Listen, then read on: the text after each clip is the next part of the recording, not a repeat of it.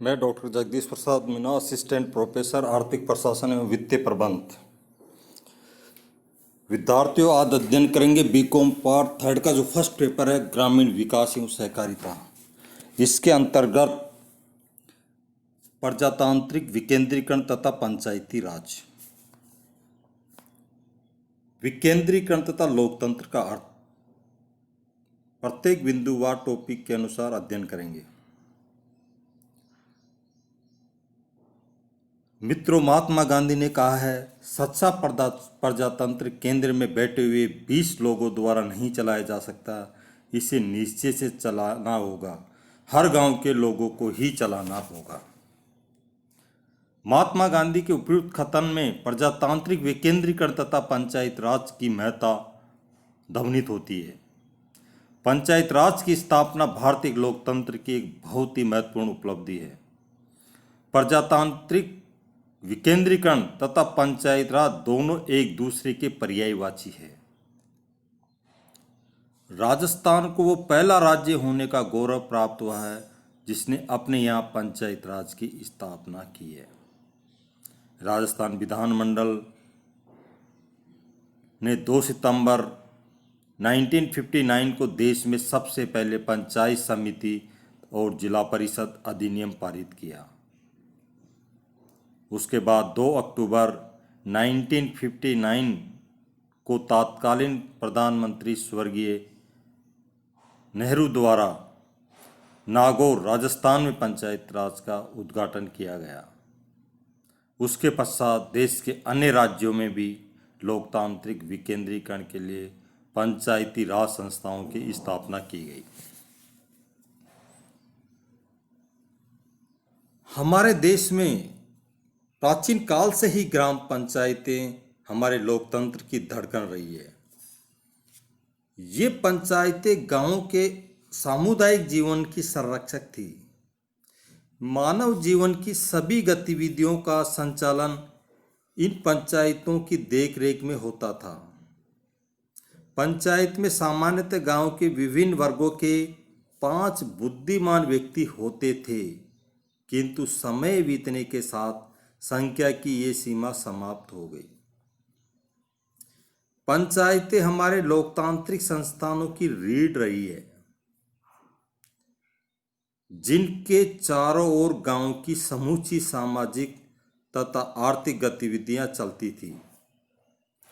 वैदिक काल से लेकर ब्रिटिश शासन के प्रारंभ तक पंचायतें ही हमारे गांवों और उनकी आवश्यकताओं की देखभाल करती थी। औद्योगिकरण के आगमन से गांवों के सामुदायिक जीवन में बिखराव आने लगा। अत्यधिक केंद्रीकृत ब्रिटिश शासन में पंचायत संस्थाओं का गहरा धक्का लगा या आघात लगा। तो आज अध्ययन करेंगे विकेंद्रीकरण तथा लोकतंत्र का अर्थ।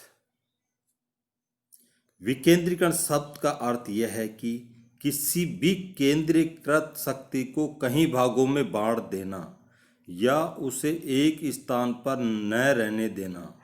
लोकतांत्रिक शासन प्रणाली में विकेंद्रीकरण एक महत्वपूर्ण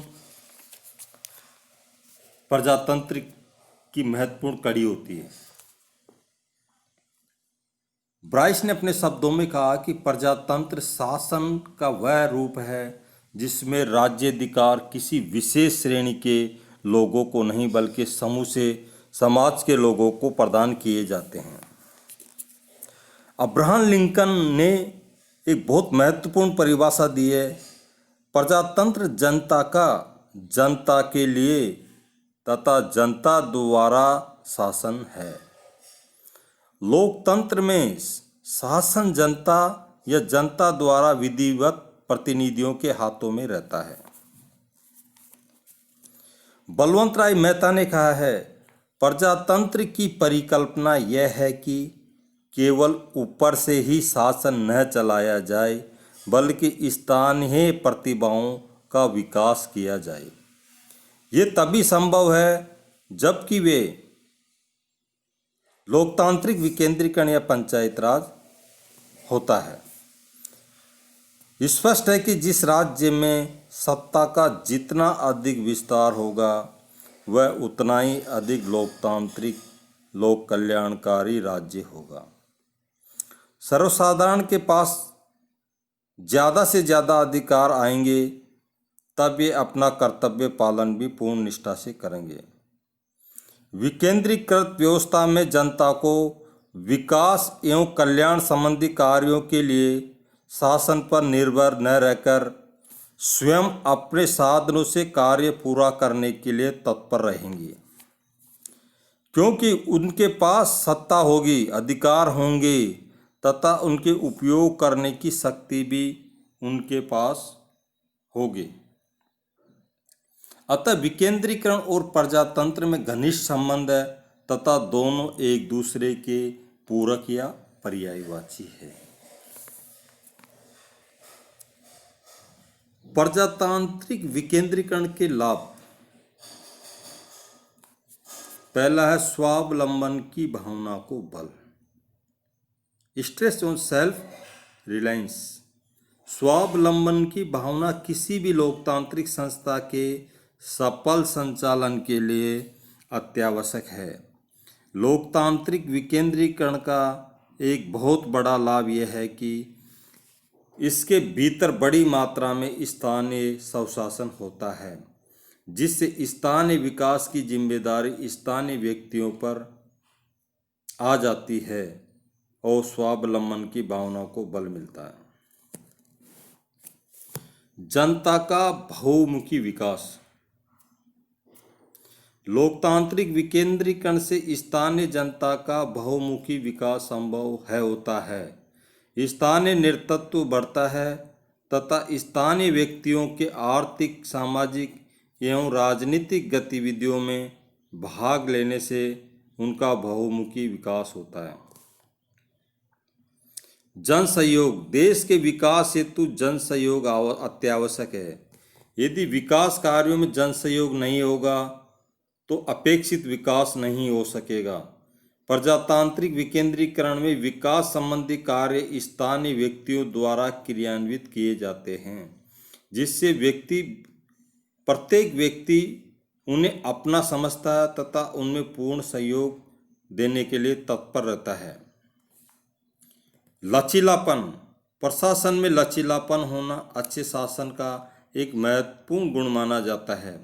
लोकतांत्रिक विकेंद्रीकरण में केंद्रीय सत्ता के आदेशों को कठोरता से पालन करने की आवश्यकता नहीं होती है, जिससे प्रशासन में संभवतः लचीलापन आ जाता है।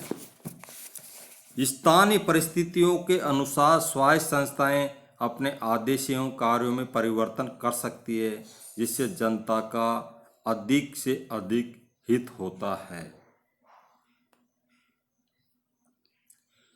मितव्ययता। भारत जैसे विकासशील देश में मितव्ययता अत्यावश्यक है। विकेंद्रीकृत व्यवस्था में खर्च कम होता है, क्योंकि जनहित के मामले स्थानीय संस्थाओं द्वारा ही सुलझा दिए जाते हैं। उत्तरदायित्व की भावना का विकास। लोकतांत्रिक विकेंद्रीकरण में प्रशासनिक कार्यों के साथ साथ आर्थिक एवं सामाजिक विकास का अधिकार भी जनप्रतिनिधियों को प्राप्त होता है। इससे स्थानीय व्यक्तियों द्वारा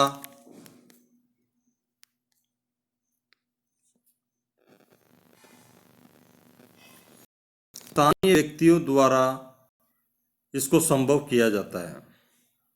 इससे स्थानीय व्यक्तियों की भावना का विकास होता है। स्थानीय प्रतिनिधि इस ग्रुप का अनुभव करते हैं कि कार्य में किसी तरह की त्रुटि रहने पर उनकी बदनामी हो सकती है, जिससे वे हमेशा कर्तव्य पालना में आगे रहते हैं।